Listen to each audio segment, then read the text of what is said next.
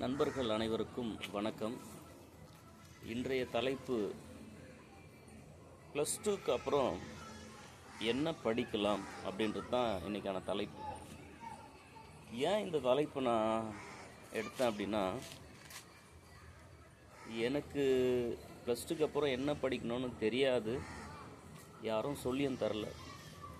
காரணம் சொல்லுவாங்கள்ல first graduate அப்படின்னு. எங்கள் பரம்பரைன்னு கூட சொல்லலாம்.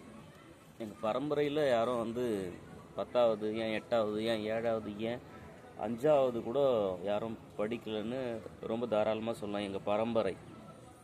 ஸோ எங்கள் பரம்பரையில் முதல் டாக்டர் பட்டம் முடித்தவன் நான் அப்படின்றத பெருமையாக சொல்ல, ஒரு தாழ்மையாக சொல்லிக்கிறேன். ஏன்னா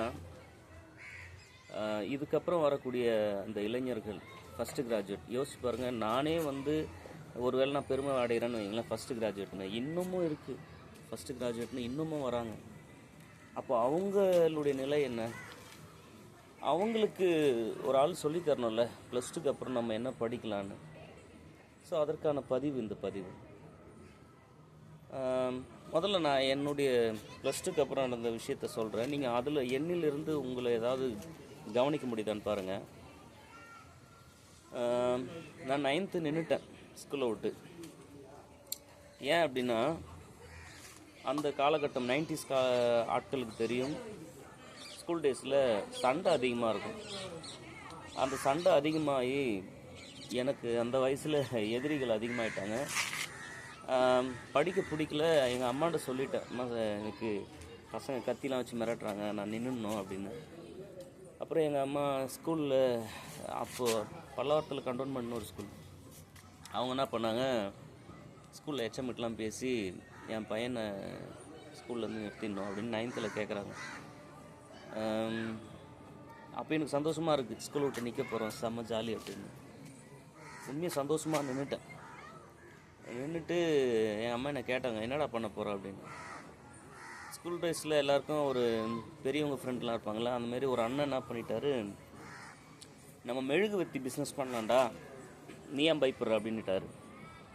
நான் இதை எங்கள் அம்மாண்ட சொல்கிறேன். எங்கள் அம்மா வாழ்க்கையில் நிறைய அனுபவம் வாய்ந்தவரில், அவங்களுக்கு தெரியுது ஏதோ சின்ன பையன் வளர்றான் அப்படின்னு சொல்லிட்டு அவங்க என்ன பண்ணாங்க, அவங்க ரிலேட்டிவுடைய ஒரு இடம், அந்த இடத்துல ஒரு வேலை என்னென்னா பெட்ரோல் பங்க்.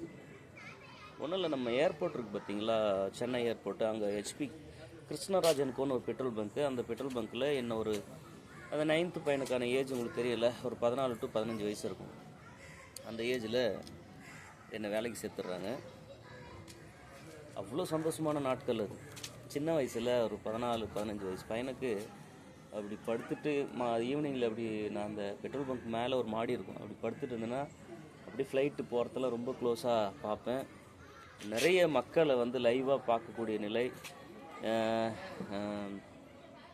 என்னை பெட்ரோல் பங்க்கில் அதிகாரப்பூர்வமாலாம் வேலைக்கு வைக்கல. ஏன்னா அப்போ அந்த சைல்டு லேபர் சொல்லுவாங்க பார்த்தீங்களா, அந்த ஏஜ், அதை நான் ரொம்ப குழந்தை தொழிலாளி பட்டியலில் வந்துடுவேன். அதனால் யாராவது இன்ஸ்பெக்ஷன் யாருன்னா வந்தானே உள்ளே போய் ஒளிஞ்சிக்கிடான்ருவாங்க. அப்படி இருந்த காலகட்டம். அந்த இடத்துல ஒரு எஸ்டிடி பூத் இருக்கும். அந்த எஸ்டிடி பூத்தில் ரொம்ப சந்தோஷமாக வேலை செஞ்ச நாள். அங்கே லேஸ் சிப்ஸு, அந்த பெவரேஜஸ், இது எல்லாம் அந்த கூல்ட்ரிங்க்ஸ்லாம் விற்கிற அந்த வேலையும் நான் பார்த்துக்கிட்டேன். எஸ்டிடி பூத்தெல்லாம் இருப்பாங்க.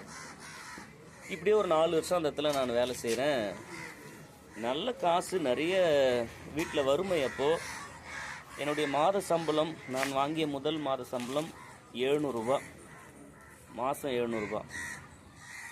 யோசிச்சு பாருங்கள், அதெல்லாம் மறக்க முடியாது. நான் வாங்கிய முதல் சம்பளம், அந்த சம்பளம். அப்புறம் அதில் எனக்கு தேவையான ட்ரெஸ்ஸு எல்லாமே. அப்புறம் நினச்ச சிக்கன் ரைஸ், அப்போல்லாம் சிக்கன் ரைஸ் இன்னும் நல்லாயிருக்கும். அப்புறம் மாதுளை ஜூஸு, இளநீன்னு என்னுடைய வாழ்க்கை கொஞ்சம் லக்ஸுரியாக மாறுது தனிப்பட்ட முறையில். எனக்கு நான் நினச்சது சாப்பிட்றேன், நினச்ச ட்ரெஸ்ஸு போடுறேன் அந்த வயசில். சூப்பரில் அப்படி இருந்த ஒரு நாட்கள். அந்த பெட்ரோல் பங்கில் ஏர் செக் பண்ணுவாங்களே, அந்த வேலை செய்வேன் நான். ஒரு நாளைக்கு 1000 ரூபா வரும். என்னுடைய 15 வயசில் ஒரு நாளைக்கு 1000 ரூபான்றது இன்றைக்கி அது பெரிய காசு. யோசிச்சு பாருங்க, இன்றைக்கி அது பெரிய காசு. ஸோ இப்படிலாம் வாழ்ந்த ஒரு 4 வருஷம் போச்சு. அதுக்கப்புறம் என்னுடைய நண்பர்கள், சம வயது உள்ள நண்பர்கள் வந்து ஈவினிங்கில் ஃபுட்பால் விளையாட போவாங்க. ஏன் அவங்களால ஈவினிங் விளையாட போக முடியுதுன்னா, ஸ்கூல் படிக்கிறாங்களே. ஆனால் என்னால் ஈவினிங்கில் ஃபுட்பால் விளையாட முடியாது. இந்த ஒரு விஷயம் மட்டும் எனக்கு ரொம்ப வருத்தமாக இருந்துச்சு. ஏன்னா எனக்கு ஃபுட்பால் ரொம்ப பிடிச்ச விளையாட்டு. என்னடா நம்மளால் விளையாட முடியலையே அப்படின்னு வருத்தப்பட்டேன். அந்த ஒரு விஷயத்துக்காக மட்டுமே வருத்தப்பட்டேன். அப்போ நம்ம ஈவினிங்கில் ஃபுட்பால் விளையாடணும் அப்படின்னு சொன்னால் நம்ம மறுபடி படிக்க வந்தால் மட்டும்தான் இது நடக்கும் அப்படின்னு ஒரு ஆசையும் இருந்துச்சு. அப்புறம் நான் யோசித்து பார்த்தேன், நம்மளால் படிக்க முடியுமான்னு யோசித்து பார்த்தா, அந்த பெட்ரோல் பங்க்கில் ஃப்ரீயாக தானே இருப்போம், அந்த எஸ்டி பூத்தில் வேலை நேரம் போக. அப்போ சதாசிவம்னு ஒரு அண்ணன் அங்கே ஒர்க் பண்ணுறவர், நக்கீரன் மாதிரியான அந்த இதழ்கள் கையில் வச்சு படிச்சுட்ருப்பார். அவர் படிச்சுட்டு என்கிட்ட தருவார். நான் அதில் இருக்கக்கூடிய குட்டி குட்டி கதைகள்லாம் நான் வாசிப்பேன். அப்படி படிக்கும்பொழுது ஒரு க்ரைம் நாவல் ஒன்று படிக்கிற மாதிரி ஒரு சூழல் வருது. அந்த கதாபாத்திரம், நான் ரொம்ப நல்லவன் நினைத்த ஒரு கதாபாத்திரம், அவன்தான் அந்த கொலையை செஞ்சான் அப்படின்னு படித்து அன்னைக்கு நைட்டு என்னால் தூங்க முடியல. எப்படி நான் ரொம்ப நல்லவன் நினச்சினேன் அப்படின்னு. அப்புறம் தான் யோசிக்கிறேன், டே நம்ம நல்லா தானே படிக்கிறோம், நம்ம ஏன் விட்டோம் அப்படின்னு சொல்லிட்டு. அப்புறம் எங்கள் வீட்டாண்ட ஒரு அண்ணன் இருந்தார், அவர் பேர் ஸ்டாலின். தம்பி உனக்கு படிக்கணும்னு மறுபடியும் ஆசை வந்தேன், என்கிட்ட சொல்கிறேன் அப்படின்னாரு. அப்புறம் நான் அவரை போய் பார்த்தேன், அவர்கிட்ட சொன்னேன், எப்படி யூஜி ஃபஸ்ட் இயர் படிக்கின்ற வயசில் 9th போய் அவர்கிட்ட சொல்கிறேன். சரி வாடான்னு அவரும் கவுன்சிலருக்கெலாம் போய் பார்த்தாரு. இன்னொரு அண்ணன் கோதில் மொழின்னு ஒரு அண்ணன், இவங்க எல்லாம் சேர்ந்து என்ன பண்ணிட்டாங்க, கவுன்சிலர் துணையோட எங்கள் அம்மாவை கூட்டிகிட்டு பல்லவரம் மறைமலடிகள் ஸ்கூலில் போயிட்டு கேட்குறாங்க. அப்புறம் கவுன்சிலர் சொல்கிறாரு, அவர் பேர் நாகலிங்கம், பழைய கவுன்சிலர், எக்ஸ் கவுன்சிலர். சரி ஓகே, இந்த பையனுக்கு ஒரு வாய்ப்பு கொடுங்க அப்படின்னு கெஞ்சுறாரு. அதுக்கப்புறம் வாய்ப்பு கிடச்சிடுது. ஆவரேஜாக தான் படிக்கிறேன். அப்போது 500க்கு 10th மார்க் வந்து 365 நான் எடுத்தேன். எல்லோரும் பாராட்டினாங்க, இவ்வளோ நல்லா மார்க் எடுக்கிறியே, நீ நல்லா படிக்கிற பையன் தான் அப்படின்னு. அப்புறம் +2 வந்துட்டேன். +2 வந்த பிறகு ஃபஸ்ட் குரூப் எடுத்தேன். ஒரு 700 மார்க் தான் எடுத்தேன் ஃபஸ்ட் குரூப். அதுக்கு மேலே படிக்க முடியல. நான் என்ன படிக்கணும் ஏது படிக்கணும்னு எனக்கு தெரியல. அப்போது எங்கள் பக்கத்து வீட்டில் ஒரு அண்ணன் சொன்னார், இதே இந்த மெட்ராஸ் கிறிஸ்டின் காலேஜ்னு ஒரு காலேஜ் இருக்குது தாம்பரத்தில். இன்னும் எங்கள் அம்மா கூட்டிகிட்டு போகிறாங்க, அந்த காலேஜ் கூட்டிகிட்டு போனாங்க. அங்கே காலேஜ் ரொம்ப பிடிச்சிருக்கு எனக்கு. ஆனால் இவ்வளோ பெரிய காலேஜில் நமக்கு இடம் கிடைக்குமான்னு ஒரு டவுட் எனக்கு. அப்புறம் அங்கே ஹிஸ்ட்ரி தமிழ் மட்டும்தான் இருந்துச்சு.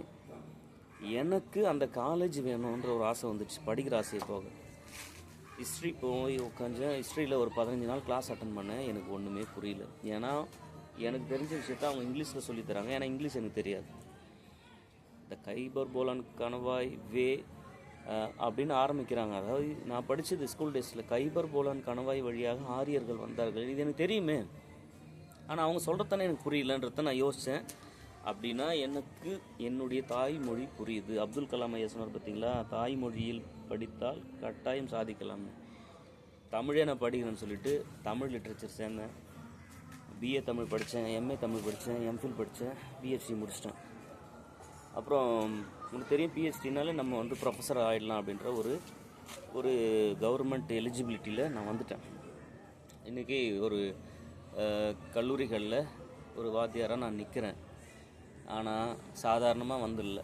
நான் வேலை படிக்கும் பொழுது பார்ட் டைம் வேலை, நான் செஞ்ச பார்ட் டைம் வேலைலாம் மோர் சூப்பர் மார்க்கெட்டில், டாமினோஸ் பீட்சா, அப்புறம் கேட்ரிங் சர்வீஸு, பெயிண்டிங் வேலை, வேறு எந்த வேலை, அப்புறம் வந்து தீபாவளி டைமில் துப்பாக்கிலாம் விற்கிறது, பட்டாசு விற்கிறது. அதுக்கப்புறம் என்னுடைய ஃப்ரெண்டு டீ கடையில் ஒர்க் பண்ணானா அங்கே போய் ஏதாவது ஹெல்ப் பண்ணுறது.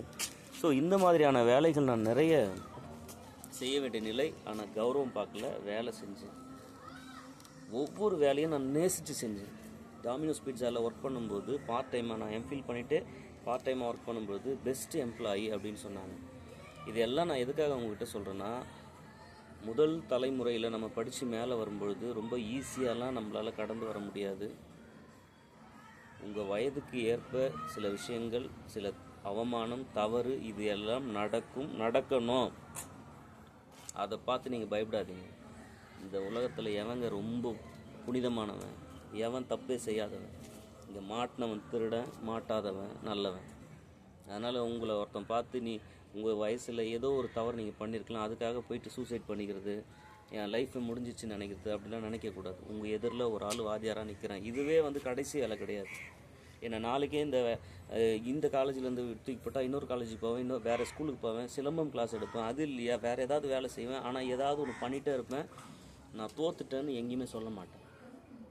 அதே நேரத்தில் நான் திருப்தியாக இருக்கிறேன், செம்ம சந்தோஷமாக இருக்கிறேன். ஒரே ஒரு செய்தி தான், இங்கே நீங்கள் யாருக்கும் குறைஞ்சவங்க கிடையாது, அதே நேரத்தில் நம்ம எல்லாரை விட பெரியவங்களும் கிடையாது. அப்போது +2 முடித்த பிறகு நீங்கள் என்ன படிக்கணும்னா நீங்கள் என்ன வேணால் படிக்கலாம், ஆனால் அது உங்களுக்கு பிடிக்கணும். வாட் நெக்ஸ்ட்டுன்னு உங்களுக்கு தெரியணும். இந்த படிப்புக்கு அப்புறம் நான் என்னவா இருப்பேன் அப்படின்றது உங்களுக்கு தெரியணும். அதாவது இங்கே என்ன விஷயம்னா, எல்லோரும் ஓடு ஓடு ஓடு ஓடுன்னு சொல்கிறாங்க, ஆனால் ஏன் ஓடுற, எதுக்காக ஓடணும்னு சொல்லி தர மாட்டேறாங்க. உங்கள் வெற்றியை கொண்டாட ஒரு கூட்டம் இருக்குது. நான் என்ன சொல்கிறேன், உன் தோல்வியை நான் ஷேர் பண்ணிக்கிறேன், உன் அவமானத்தில் நான் நிற்கிறேன். என்ன கேளு, என்ன மாதிரி நீ ஒரு கேவலமான விஷயத்த நீ இதுக்கப்புறம் செய்ய போகிறது இல்லை. அவ்வளோ கேவலமான விஷயங்கள்லாம் செஞ்சுட்டு இன்றைக்கி நான் ஒரு வாத்தியாராக நிற்கிறேன். ஏன்னா என்னால் நான் ஒரு சாதாரண மனுஷனாக தான் என்னை நான் பார்க்குறேன், நான் ஒரு சூப்பர் ஹீரோலாம் கிடையாது. அப்போ எந்த தவறுகளில் இருந்தும் நம்மை திருத்தி கொள்ளலாம். அதுக்கு முதல்ல நீங்கள் உங்களை ஒத்துக்கணும். இங்கே நிறைய குழந்தைங்க சூசைட் பண்ணிக்கிறதுக்கான காரணமே யாருமே செய்யாத ஒரு தப்பு நான் செஞ்சுட்டேன்னு அவங்களுக்குள்ளே வரக்கூடிய கில்ட்டி காம்ப்ளெக்ஸ் தான். நீங்கள் +2க்கு அப்புறம் என்ன வேணால் படிங்க, ரசித்து படிங்க.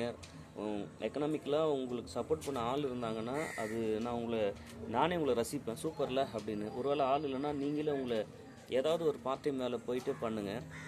ஆனால் இளமையில் கல்வி என்பது ரொம்ப முக்கியமானது.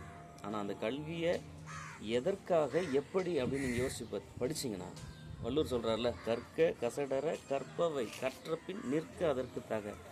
உங்களுடைய எதிர்காலத்துக்கு என்னுடைய வாழ்த்துக்கள். உங்களுடைய தோல்வியில் நான் நிற்கிறேன், உங்களுடைய அவமானங்களை நான் பகிர்ந்து கொள்கிறேன். வெற்றி என்பது கடைசி இலக்கல்ல, வெற்றி என்பது அந்த நேர மகிழ்ச்சி, தோல்வி என்பது அற்புதமான அனுபவம். உங்கள் அனைவருக்கும் என்னுடைய வாழ்த்துக்கள். வணக்கம், நன்றி.